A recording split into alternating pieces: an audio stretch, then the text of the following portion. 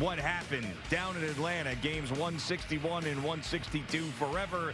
And the way that game 161 panned out, it certainly will be cemented in our brains for the rest of our lifetimes, as this was as good and as fun and as crazy and as emotional as a baseball game as you could possibly get, especially in the regular season. Down 3-0. They're dying again offensively. Remind you of Friday and Saturday in Milwaukee. And then, boom, here they are in the 8th inning with an explosion. But of course they're going to cough it up. And then Francisco Lindor, bad back and all, hits one of the biggest, greatest, most memorable home runs in Mets history to take the lead. And then you got to hang on again with Edwin Diaz getting another opportunity. And here we are, wild card series against the Milwaukee Brewers. What an afternoon. Good morning, Boomer. How are you? Amazing. I am amazing, just like all Met fans are amazing. And I have to tell you exactly, I knew where I was. I know what I was doing. I will never forget it for as long as I live, because I was at the Harlem Junior Tennis and Education Golf Tournament yesterday, as you know, up in Waikiki. Yes. And I have an eagle putt, and I'm watching as I'm getting ready to set up for this eagle putt on 18. Mm-hmm. And I'm watching Edwin Diaz implode, and I'm getting pissed. I'm getting really pissed. And I'm watching him just absolutely another hit, another walk, hit, whatever, all this stuff going on. And I'm looking at it. I'm getting mad. And I one-hand my putt, and I'm watching. The putt goes in for an eagle. Thank you very much. I'll get to that a little bit later on in the show, because I played with an amazing young man yesterday. So I put it in, and now I'm ticked. Now I get into the golf court. I got my phone out. And what am I doing? I'm just badgering Ron Darling. Of course you are. As it's going on. Of course you are. Did he get back to you right away? Or so much for Edwin being better after being used more. Who is the Mets' ninth? Who's coming in for the ninth inning now for the Mets? Do not bring Diaz out for the ninth. I don't give a crap who they bring out at this point. I'm so effing angry. Wow. And I'm so ticked off. Now, all of these texts came after the Lindor home run. Okay. All right, so so Lindor hits the home run.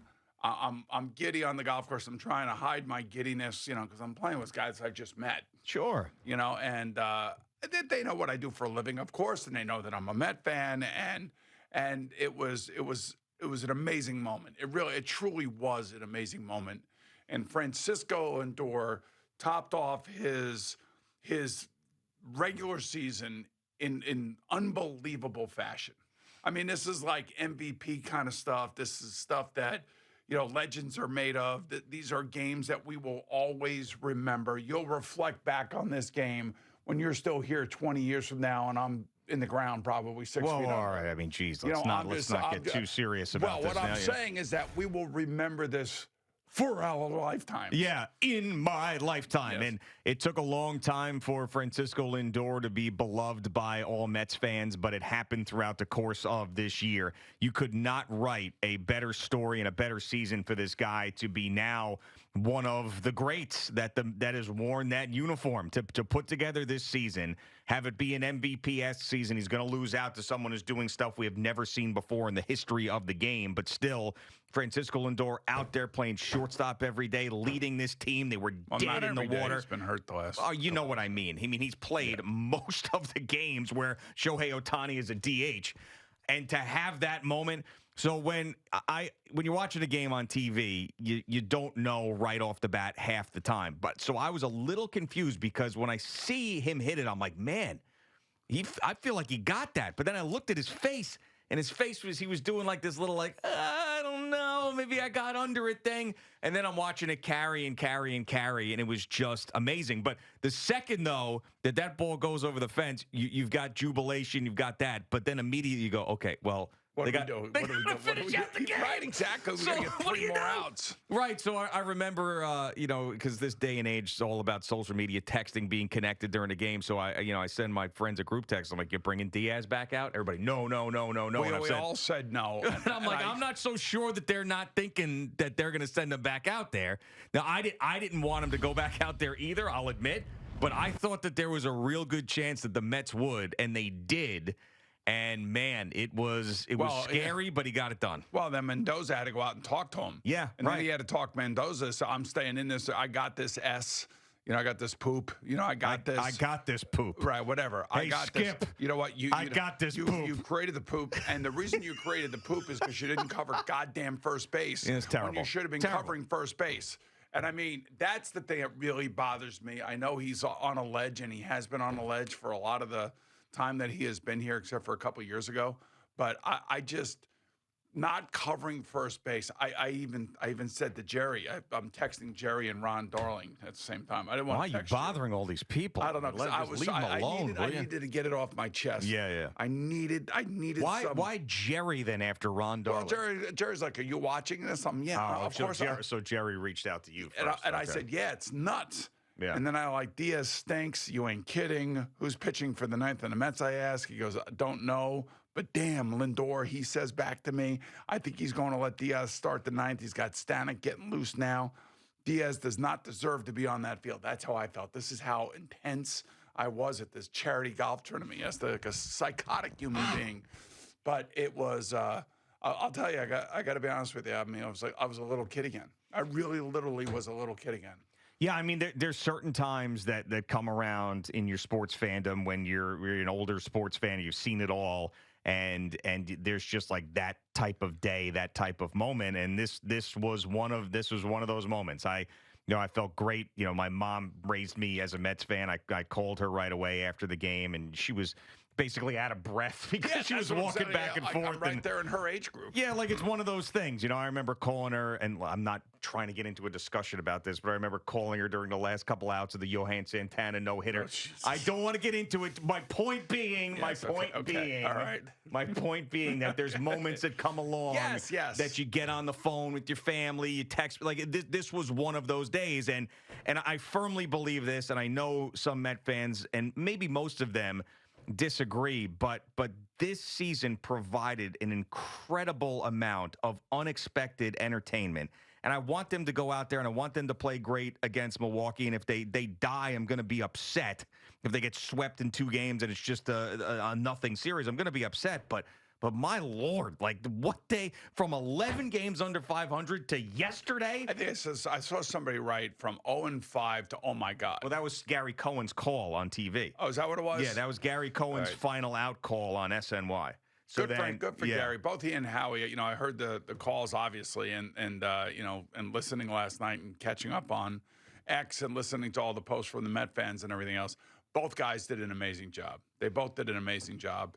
And we're lucky. We're lucky as Met fans. We got great broadcasters that we get to listen to. That top of the 8th, nothing's going on. All of a sudden, 10 batters for the Mets.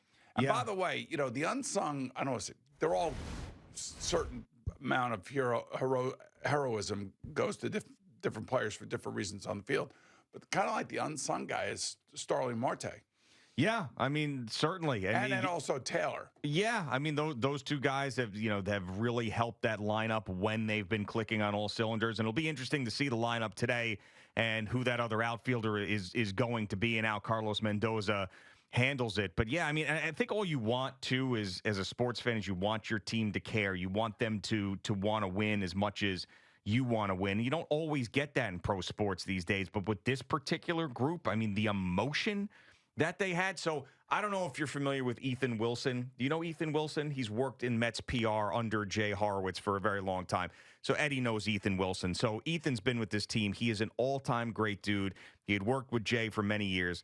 So I'm watching the game, watching the celebration after the game, and I see, like, just in the back of the camera, Ethan Wilson walking by, and he's emotional. He's like you could tell he's been crying. Oh, God. And I'm like... I mean, if the PR guy's crying, I'm like, are these guys going to be like, did they think that their season's over now? No, but it was just that, like, the hell that organization... But he's been there forever. Like, think about the gazillion things that have gone on that have been bad and been negative, and we've sat here and talked about it. This is a Mets thing, only the Mets. Can you believe it? This is a Mets thing. So, like, he probably didn't expect it or want to cry. It just sort of came out of him yesterday because they're down in Atlanta. Yeah. They're choking the game away. They come back, they choke it away again, and they come back and win. My God. They should have swept them. That would have been even sweeter. And knock them completely Well, I told out you of they came to an playoffs. agreement before the game. We'll play the first one out, and then whoever wins the first one, we'll mail it in for you. You can make the playoffs. That's why they celebrated on the field together after the game. How about the Braves, making you think that Sale was going to pitch? Yeah, I know. The back spasms. Playing that whole game, and, Snitker knew that he was going to pitch. But the other thing that really irks the crap out of me. Why are you irked right now? What are we irking? Why are we being irked? I'm irked because you just said the lifetime happiness. I felt like a little kid. Now we're back to being irked. But I'm also irked. Why are we irking? And a lot of people don't use that word irk. Well, but you shouldn't be using it. Today's not an irk day. I'm sick and tired of giving up stolen bases. Well, holy Christ! Can we just keep a guy on first base now? Buckle up, man. You, buckle up is right. You know why? Because the Milwaukee Brewers remind me of the 2015 Kansas City Royals. They're going to run the Mets out of the building if they don't start keeping guys, holding guys on base. Got to do a better job. Yes, you're right. I mean, what is Edwin Diaz doing? Right. Is your brain, I know you want to get the batter. Because the closer mentality, batter. Yeah. Don't worry about the guy on the base. He let the guy steal second. Yeah. The tying run is in scoring position. So why are you pooping on this great Why Mets did you victory? shut up? Because you know what? I want them to continue to win. Yeah. And, guys like Lindor and Marte, now all of a sudden he's getting involved. These guys, they deserve to go on. They deserve to keep moving on. Now, I'm sure the Milwaukee Brewer fans are saying the same thing. They're in love with their team. We love our team. We love where they got. I don't know how much they're in love with their team.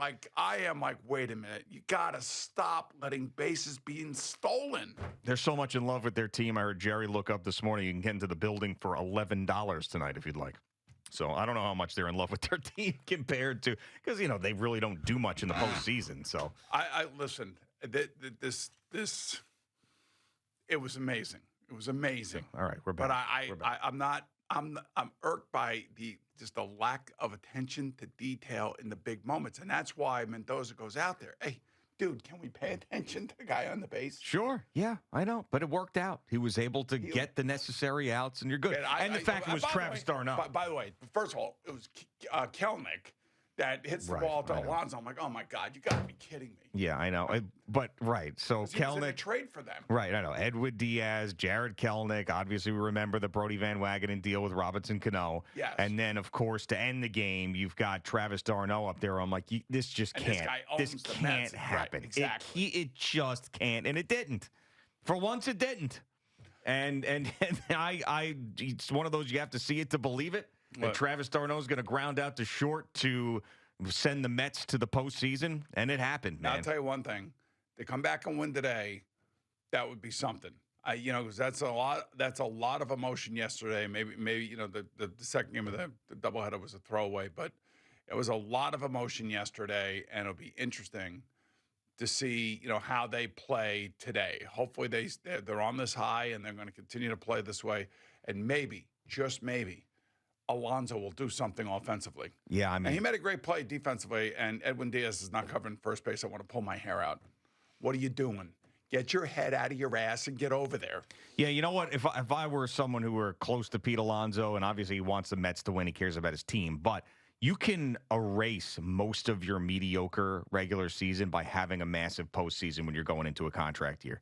If he has a massive postseason, he has to be Daniel Murphy. Right. Then nobody's going to remember how bad he was in the regular season. So you still got your opportunity. Now, I'm sort of not believing that it's going to happen. I've seen just such stagnant play from him, just these uninspired at-bats for months and months that I don't think he's going to flip the switch, but it would be nice. Well, the good news, it hasn't affected his defense. That's the thing. He made that was a hell of a play he made yesterday, too. Mm-hmm. Oh, my God. I don't know if Kelnick would have been out or not, but that there is nothing more frustrating. There's nothing more frustrating. Diaz made sure that we'll never know. It's one thing to give, and I was saying to the group that it's one thing to give up a hit. It's another thing to walk somebody, have a guy just go steal second base, and then not cover your position.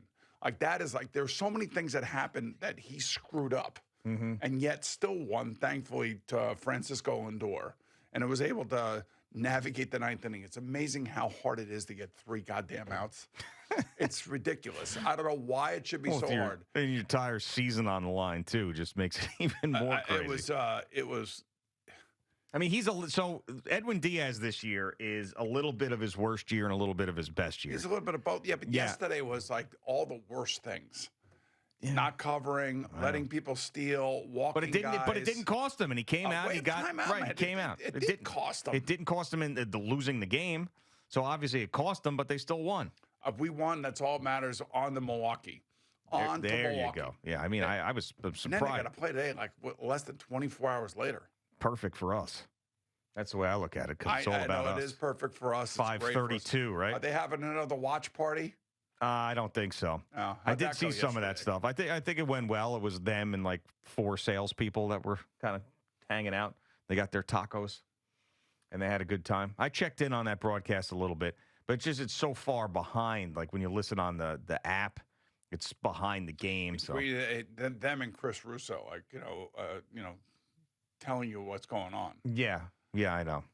Yep, but Evan took his pants off. Oh, great. Why did he take his pants off? I don't know, because he thought that was. He took his pants off. What do you have under his pants? Underpants? He had Mets boxer shorts on. So, I mean, I was thinking too. Like, I mean, you're at your place of work. You know what I'm saying? Like somebody could very easily file a complaint with HR if you're taking your pants off at work. You can't just walk around in your underpants. See, this is part of the lack of professionalism around here. I mean, I can't disagree. People taking their jobs for granted. Yeah, you know what they're taking? Liberties. I don't like that. You don't like that? I don't like that. You know what? Keep your pants on like a man, like a pro. Well, like a man. But yeah, he had a great time. Actually, listen, I felt good for him. I got to say, as weird as he is, and as much as he makes my skin crawl most of the time, I felt good for him. You know how we were watching the Knicks in the playoffs? Yeah, that's what yesterday felt like. Yeah, I mean, yeah, it felt like watching the Rangers in the playoffs. Like this is why, if you're a Jet or a Giant, more so a Jet because they're built to win right now with their current roster. Like you see how the fans react to this. You got to get a piece of it somehow, some way. You got to get a piece of this. Catch a piece. The Jets have got to make the playoffs. That should be the new slogan at Florham Park because Rob Saleh loves golf so much too. Catch a piece. Catch a piece, man. Catch a piece of this.